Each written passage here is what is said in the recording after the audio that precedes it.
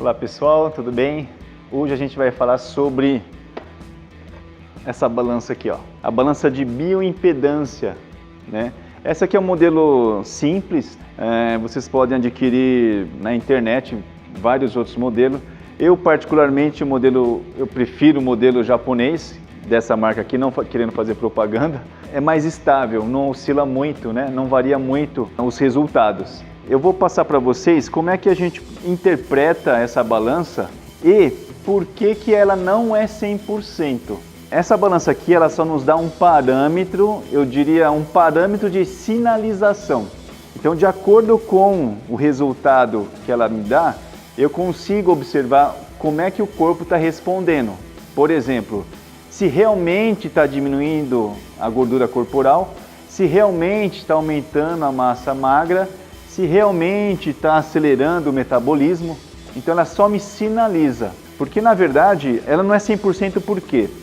Se você pesar nesse momento agora, ela vai dar X de resultado, X de parâmetro. Se você pesar daqui a 5 minutos, ela vai mudar um pouquinho. Se você pesar à noite, depois de um dia inteiro de trabalho, de alimentação, de esforço, etc., ela vai dar um outro parâmetro um pouco maior e diferente. Tá? Então, por isso que você que pesa de manhã, à tarde e à noite, não se apegue a isso, porque isso daí, na verdade, vai acabar te iludindo positivamente ou negativamente. Tá? Então, não se apegue a essa balança no resultado. Ela serve mais para o profissional, para sinalização. Aqui ele observa mais ou menos o que o corpo está respondendo conforme o treino, conforme a dieta, até mesmo conforme o dia a dia, a rotina da pessoa. Então, existem vários fatores que influenciam no resultado dessa balança. Então, não se apegue. De manhã, ontem de manhã eu estava mais leve, eu estava com 3 quilos a menos. Aí eu fui pesar hoje à noite está com 2 quilos a mais. Essa balança está errada, aí não sei o que. Volto a afirmar, não é 100% essa balança. Ela só nos dá um parâmetro, principalmente para o profissional, para ver se ela está sinalizando positivamente ou negativamente. Tanto é que algumas balanças mais modernas aparece uma setinha ou aparece um kanji sinalizando, está subindo, está descendo. Então ela sinaliza dessa forma e aí o profissional consegue ter um parâmetro para fazer mudanças e ajustes na dieta ou no treino. Bem, outra coisa é o seguinte, essas balanças elas dão o parâmetro de peso, de gordura visceral, massa muscular e metabolismo. Eu vou explicar um pouquinho para vocês sobre isso daqui. Peso, pessoal, de uma balança para outra, de uma marca para outra, não oscila muito. Geralmente praticamente é igual, a não ser que, eu digo assim, se você pesar no mesmo momento com balanças de marcas diferentes, o peso geralmente não muda. Agora, gordura corporal, gordura visceral, massa muscular, metabolismo, de uma marca para outra vai sempre dar diferente. Então, cuidado quando você pesa em casa e pesa na academia. Né? Se você se apegar a isso, você de repente vai ficar até depressivo. Né? Tem gente que ficam realmente muito preocupadas quando acontece, principalmente negativamente, um resultado que não satisfez. Né? Tá? Então tome muito cuidado com isso. A balança da academia, lá, que é um pouco mais moderna e um pouquinho mais precisa, dá X de resultado e a sua balança em casa, a doméstica, dá um outro valor. Então isso aí acontece mesmo, tá, pessoal? Agora, com relação à gordura corporal, essa aqui é a quantidade de gordura no seu corpo todo, no geral. Não está especificando que é só na barriga, só na perna, só no braço, só na bochecha, etc. É no total, mais ou menos quanto a pessoa tem de gordura corpórea em porcentagem. E geralmente vai estar em kanji também, né?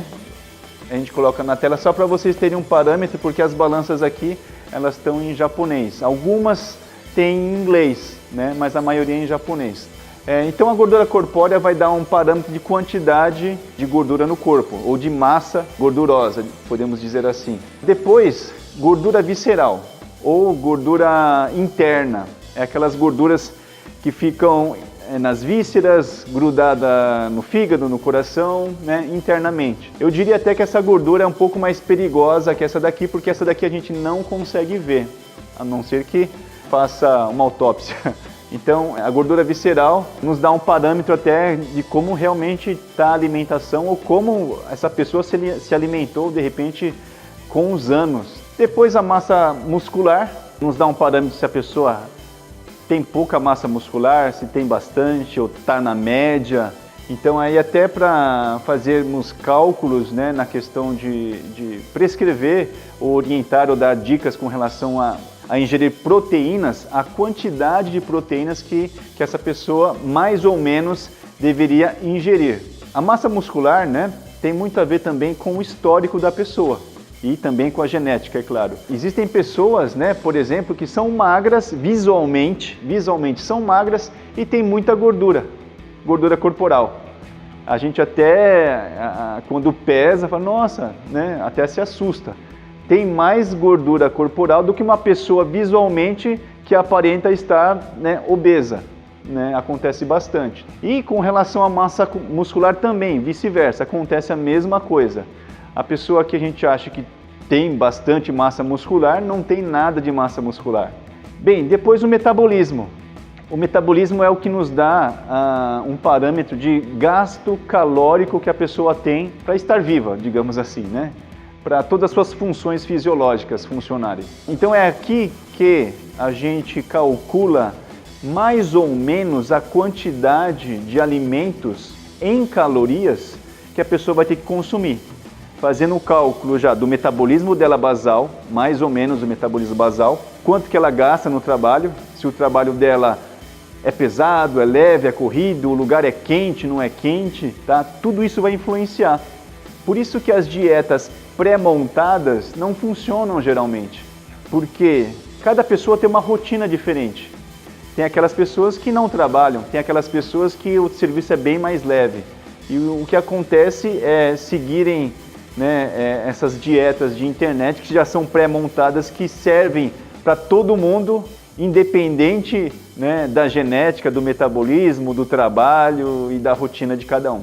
Então, eu diria até que o metabolismo aqui seria o principal para a gente poder fazer ajustes na dieta. Então, se a pessoa ela tem um metabolismo acelerado, se ela tem um metabolismo médio, normal, ou se ela tem um metabolismo devagar, baixo. Isso nos dá um parâmetro, né, mais ou menos, de como a gente vai ajustar a alimentação dessa pessoa. O metabolismo influencia bastante na queima de gordura, no consumo de energia, de calorias. Então, geralmente, para quem quer emagrecer, no caso, a gente foca bastante na aceleração do metabolismo, né? Então, a gente passa até exercícios que vão fazer com que essa pessoa tenha um gasto calórico maior e que acelere mais o metabolismo dela. Dentro disso, a balança ela também sinaliza determinados parâmetros que aí só serviria para o profissional mesmo. Eu até aconselho você que tem essa balança, que às vezes se pesa, não se prenderem muito a isso, né? É preferível você passar até os resultados da balança ou a foto, né, dos resultados para um profissional para ele analisar. Dentro, né, dos parâmetros de baixo, ela divide em mais 3 parâmetros, digamos assim, né? 1, 2 e 3. Dentro do baixo, tá? Dentro do Sukunai. Dentro do médio, podemos dizer Kijun, mas pode ser Futsu, mesma coisa. Essa balança mais simples, ela já faz isso.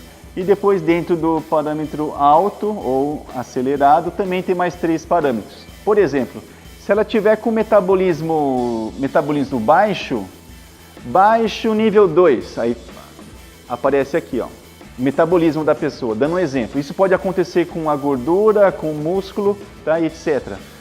O metabolismo dela está aqui no baixo 2, ou seja, o metabolismo dela está devagar, ela está com tendência de engordar, de acumular gordura. Com a dieta, com o treinamento, o metabolismo dela numa próxima pesagem, depois de um certo tempo, ele continua baixo, só que ele passa para cá, para o 3.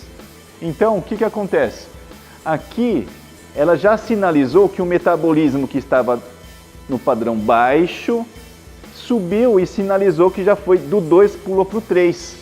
Ou seja, subiu, acelerou um pouquinho mais. E é isso que importa pra gente, né? Se o metabolismo está acelerando. E assim por diante. Aí depois de mais alguns meses, não sei, ele começa a sinalizar aqui, ó. Opa, já está no médio. Médio na coluna 1. Ou seja, já ficou um pouquinho mais acelerado. O metabolismo mais acelerado queima mais calorias e, consequentemente, vai fazer com que o corpo, em déficit calórico na parte nutricional, use a gordura do corpo como fonte de energia. E isso acontece também com a massa muscular. Tem pessoas que têm a massa muscular baixa, aqui no 3, por exemplo. E depois de um certo tempo de treinamento, alimentação e rotina, ele passa para cá. A balança ela nos dá um parâmetro e isso ajuda bastante. Tanto é que, se você pegar as pessoas que treinam há muito tempo, há vários anos, ou se você pegar um bodybuilder, por exemplo, a massa muscular, o metabolismo dessas pessoas ficam aqui, ó. Ou até de uma mulher fitness, metabolismo acelerado no 3, no último, massa muscular também aqui no 3 ou até mesmo no 2, ele sinaliza aqui. Então, se a gente for ver bem, a balança ela sinaliza de uma forma que nos ajuda mesmo. Se assim não fosse, um bodybuilder não ia estar com tanta massa muscular e não ia estar aqui no alto. Um outro detalhe com relação à gordura, né, corporal, as pessoas que querem emagrecer, por exemplo, né, elas se pegam muito a porcentagem de gordura. Então, por exemplo, às vezes a pessoa, vamos lá, 30% de gordura. Depois de uma semana, 2 semanas, está 30% ainda. Continua com a mesma porcentagem de gordura. Mas a pessoa ela fala o seguinte: mas as minhas calças estão caindo e minhas roupas estão mais frouxas. Mas que estranho, né? Então quer dizer, não dá para acreditar na balança. A balança está falando que tem a mesma quantidade de gordura. Não, de repente, a gente até brinca que a gordura mudou de posição. O que estava, por exemplo, na linha da cintura, passou um pouquinho mais para a perna ou vice-versa, alguma coisa desse tipo. Para entender melhor, tá? Então nem sempre o parâmetro gordura é uma coisa que tem que ficar tão preocupado assim. Claro, a gente tem que abaixar, mas só nos dá um parâmetro. O que vai, digamos, esteticamente, te dar um parâmetro melhor é o visual. Uma mulher, um exemplo, vai. Ela está com 20% de gordura. Visualmente, no espelho, ela se olha e fala: nossa, eu estou bem, tem pouca gordura na cintura abdominal, minhas pernas, meu glúteo, né, meus braços, não tem tanta gordura assim. Para mim tá bom assim, não quero emagrecer mais. E é isso que importa, é o visual. Então, ela com 20% ela se sente bem. Claro que aí existe a questão de, por exemplo, mas eu quero ficar mais fitness, mais seca ou mais seco, né? Quero abaixar para 10%, não sei. Aí talvez até já um parâmetro de campeonato. Se não é o objetivo da pessoa, não há necessidade de chegar tanto assim. Uma mulher com 10% de gordura. Tanto é que em campeonatos, os juízes não perguntam para você ou não pedem a porcentagem de gordura que você tem. Nenhum juiz lá fala: quanto que aquele fulano tem de gordura, aquele cicrano, etc. O que acontece é o visual. O juiz ele olha para atleta biquíni, para atleta figure, para o bodybuilder, para o men's physique, todas essas categorias, visualmente. Ele olha detalhes da musculatura, simetrias, direita e esquerda e a parte inferior e superior, como é que está trabalhado, é o visual. A quantidade de gordura ele nem sabe. Tem um parâmetro mais visual da sua estética, da sua beleza. Vai influenciar? Sim, né? Com relação à saúde, vai influenciar. Uma mulher com 20% de gordura estaria aí dentro da média de saúde, podemos dizer assim. Se ela quiser ficar mais sequinha, abaixa um pouco mais. Massa muscular é a mesma coisa. Muitas vezes o atleta, falando de atleta agora e de estética, ele não tem tanta massa muscular igual, por exemplo, vamos colocar um atleta de 70 quilos. Né? E um outro atleta de 90 quilos. Às vezes ele não tem tanta massa muscular como um atleta de 90 quilos, ele perde na questão de massa muscular. Mas visualmente, o atleta de 70 quilos, ele tem mais simetria, está trabalhado melhor a definição e o desenho dos músculos do que o atleta de 90 quilos. Por isso que em campeonatos, às vezes, de overall, open, né, aberto, onde não tem categoria de peso e altura, né, às vezes o menorzinho ele ganha do cara que é grandão, porque é o visual. Ele não pergunta para o cara, você tem 70 quilos e você tem 90 quilos. Não, é o visual que importa para o juiz. Está aqui um pouquinho sobre como analisar a balança de bioimpedância e para que vocês não fiquem habitolados com esses parâmetros aqui. Ele serve muito mais para o profissional do que para você mesmo. Fica a dica aí, galera. Um abraço.